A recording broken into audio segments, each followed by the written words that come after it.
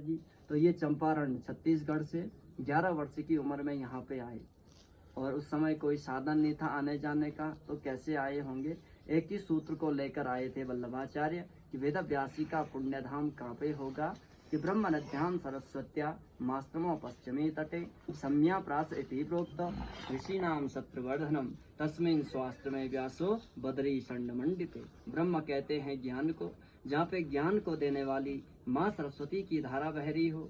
सम्यप्रास नामक क्षेत्र कहते हैं नर नारायण का जन्म स्थान, और बदरी षण्ड मंडिते, बदरी कहते हैं बेरी को, षण्ड कहते हैं झाड़ी को। जहाँ पे बेरी की झाड़ियाँ हो उसी स्थान में जो है वेद व्यास जी का पुण्य धाम होगा। तो इस स्थान पे ये बेरी की झाड़ियाँ कैसे हुई, जहाँ पे सरस्वती और अलकनंदा नदी का संगम है, इसे कहते हैं केशव प्रयाग। तो नारायण जी इसी स्थान में जब तपस्या कर रहे थे, आंधी तूफान बर्फबारी जब होने लगती तो क्षीर सागर से माँ लक्ष्मी देखती है तो उनको बड़ा दुख महसूस होता।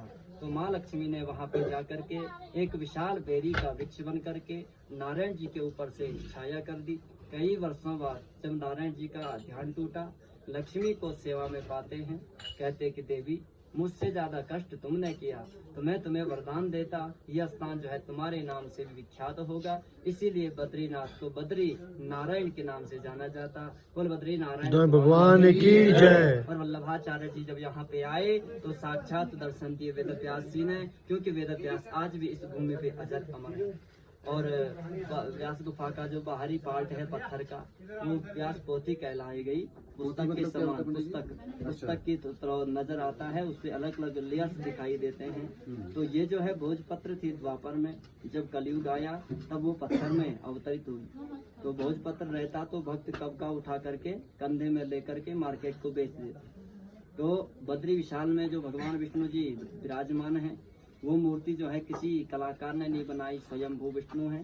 तो जब द्वापर का अंतिम समय था, कलयुग आने वाला था, तो भगवान विष्णु जो है शालिग्राम पत्थर की मूर्ति में विराजमान हुए।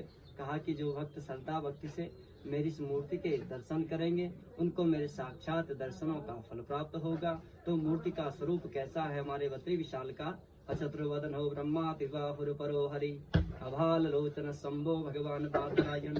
मूर्ति में 4 मुखनी है लेकिन वही ब्रह्मा है, 2 ही हाथ हैं वही नारायण है, तीसरा नेत्र नहीं है वही शंकर हैं, भगवान बादरायण। ऐसे हमारे बद्री विशाल जी विराजमान हैं। तो इस भूमि में आने का मौका भी हर किसी को नहीं मिलता।